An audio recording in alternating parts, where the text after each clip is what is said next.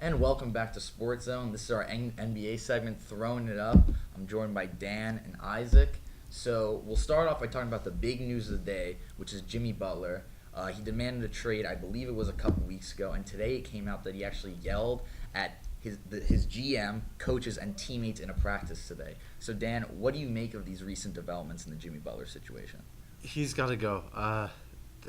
The Timberwolves have been asking for a lot for him, which makes sense because he's a great player. But if they don't trade him, he's going to do what Kawhi did last year. He's not going to play for the Timberwolves. He does not want to be there, and he's not going to play if he doesn't want to be there. So he needs to be traded. The Timberwolves, I think, currently they need to lower their asking price a little bit. Still try to get a good deal for him because he's a really good player. They need to lower their asking price and get him out of there. Yeah, definitely, especially with that expiring contract. I mean, you gotta get him out of there, get something for him because the more you hold on to him, the less teams are going to offer, I believe. So I think you definitely got to get rid of Jimmy Butler, build this team around Karl Anthony Towns. And Isaac, I'll ask you about that. Going forward with the Timberwolves without Jimmy Butler, how do you think they'll be able to build around Karl Anthony Towns going to the future in that stacked Western Conference? Well, I think you're right. I think the West is stacked, and to be quite honest, I think they won't be able to rebuild. I think this is a worst-case scenario for the Timberwolves. I think Tom Thibodeau has proven that he's completely lost both the locker room and capabilities in the front office. They have absolutely no leverage now, and they've put themselves into that situation by letting the Miami trade fall through. Now, you have a situation where it's become almost like a reality show. Every single practice is a distraction. It's no longer actual team building.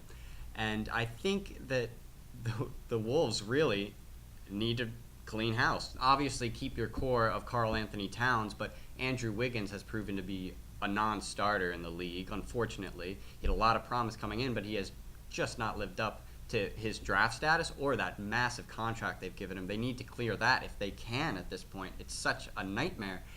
But I think the silver lining would definitely be Karl Anthony Towns. He's proven that he can be someone that you can build around, even if he's not a perfect, top grade center. He can be a vital piece. And if you're going to build around, you need to start. Tom Thibodeau has to completely forget about this delusion he has of holding on to Jimmy Butler and competing in the West, because it's just not going to happen, and that was proven today. Yeah, definitely a tough situation for the Timberwolves right now. You mentioned that Andrew Wiggins contract, which is something I've never really understood. Definitely not a max player and doesn't give them that much cap room flexibility, especially the fact that they just signed Karl Anthony Towns to a max extension. So we'll see how they go from here. But we'll switch topics. We'll talk about a big injury that happened. DeJounte Murray getting injured, and we'll ask Dan about that. Dan, how do you think this injury is going to hurt the Spurs? Well, coming into the season, they have LaMarcus Aldridge and they have DeMar DeRozan, but behind those two, DeJounte Murray was supposed to be, their next biggest star. He was supposed to really break out this season, and now the only thing he's breaking is his leg.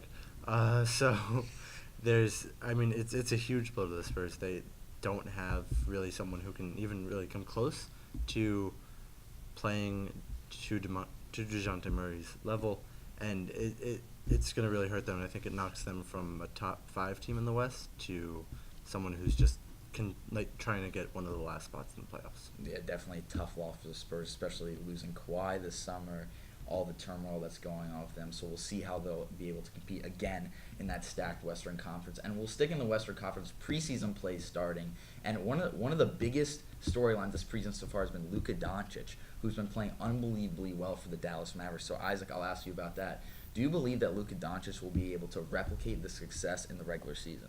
I think he will. I think with a lot of EuroLeague stars, you see it takes a little bit of an adjustment period, but then they find their groove. They adapt their European game to the NBA.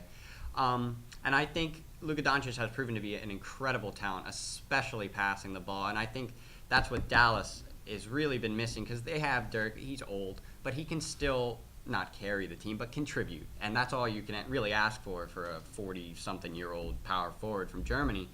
But with Harrison Barnes, they have pieces they need not to really compete, but to build for the future. And I think Luka Doncic will be a vital piece for that going forward. Yeah, for me, Luka Doncic, the steal of this draft at number 3. Don't know why the Hawks gave him up to get Trae Young, but that's a whole different story. But I think we'll end on that, and that's it for Throwing It Up. More Sports Zone after this.